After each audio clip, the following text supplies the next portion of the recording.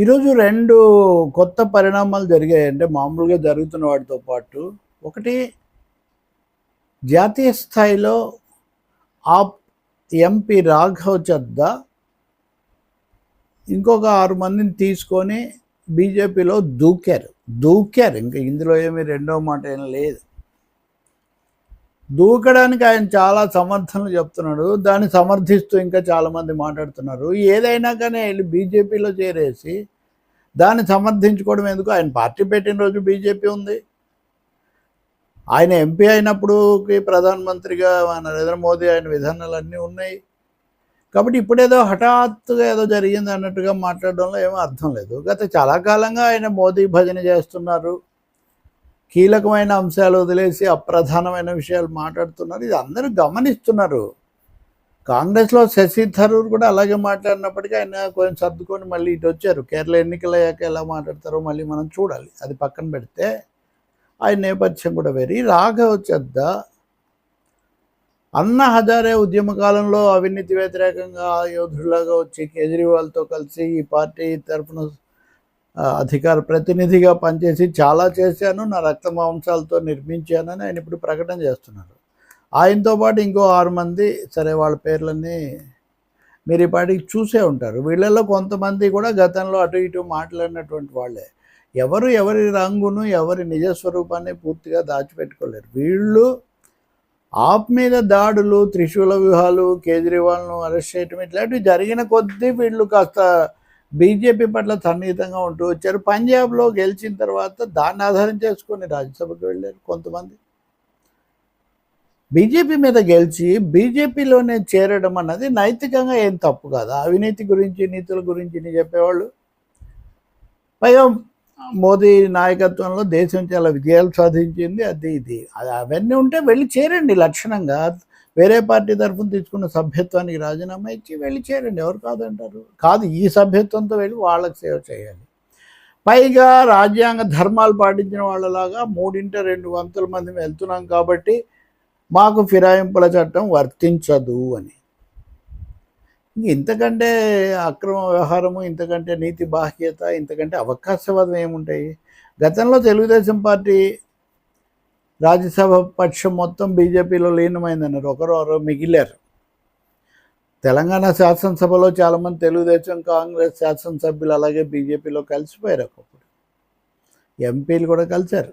ఇవన్నీ జరుగుతూనే ఉన్నాయి. అంతకు మించిన ఫిరాయింపుల రంగు మార్పిడి రాజకీయం తప్ప ఇందులో పెద్ద సూత్రాలు ఉన్నాయనుకోవటము. నేను ఇది ఎందుకు చెప్తున్నానంటే, కొంతమంది అసలు కేజ్రీవాల్ ఏకపక్ష విధానం వల్లనే వెళ్ళాడని, అసలు ఇన్ని రోజులు భరించడమే గొప్ప పెద్ద విషయం అని, అతను ఎప్పుడు చెప్తూ వచ్చినా వినలేదని. కానీ ఏమన్నారండి, ఒక నెల కిందట రాఘవ్ చద్దా మీద ఆప్ చర్య తీసుకొని ఆయన రాజ్యసభలో ఉపనాయకత్వం నుంచి తొలగించి మరొక నియమించినప్పుడు ఆయన ఏమన్నారు? ఎందుకు తీసుకున్నారో తెలియదు, సామాన్యుడి తరఫున మాట్లాడడం తప్ప.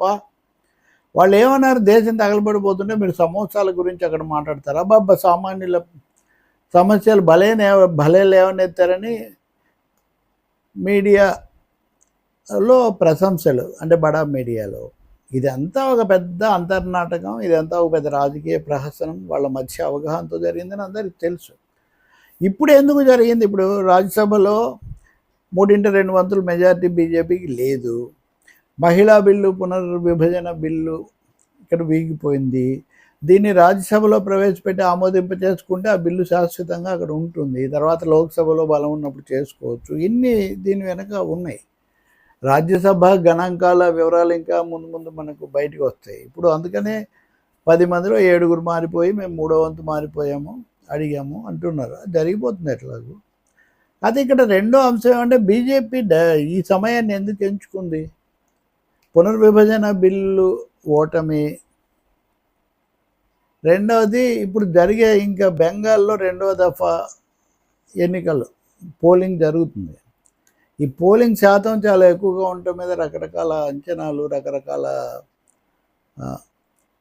పరిశీలనలు వస్తున్నాయి. ఇవన్నీ ఎలా అవుతాయని తెలియదు. కాబట్టి వరుసగా ఏదో దెబ్బతింటున్నారు. రెండవది, అంతర్జాతీయంగా చూస్తే ట్రంప్ విపరీతంగా వ్యతిరేక చర్యలు తీసుకోవడమే కాకుండా అసలు భారతదేశం నరకప్రాయమైంది కూడా అనేసాడు. ఆయన ఏమి ప్రశ్నించే శక్తి వీళ్ళకి లేదు. కాబట్టి దృష్టి మరల్చాలి. అది దేని మీదకైనా సరే. కాబట్టి ఇప్పుడు అబ్బో అందరు మా దగ్గరికి వచ్చేస్తున్నారు, ప్రతిపక్షాల్లోనే మోదీ పట్ల ఎంత ఉందంటే ప్రజల్లో ఎంత ఉందో తెలుసుకోండి అని ఒక భావన కలిగించడానికి ఇది ఒకటి. ఇంకా చివరిది, మన తెలుగు రాష్ట్రాల్లో కూడా ఒక మేధావి ఉన్నాడు, మనం గతంలో కూడా నేను చెప్పే ఐఏఎస్ మేధావి, ప్రతి సమయంలో మోదీని పొగిడి తరిస్తూ ఉంటారు.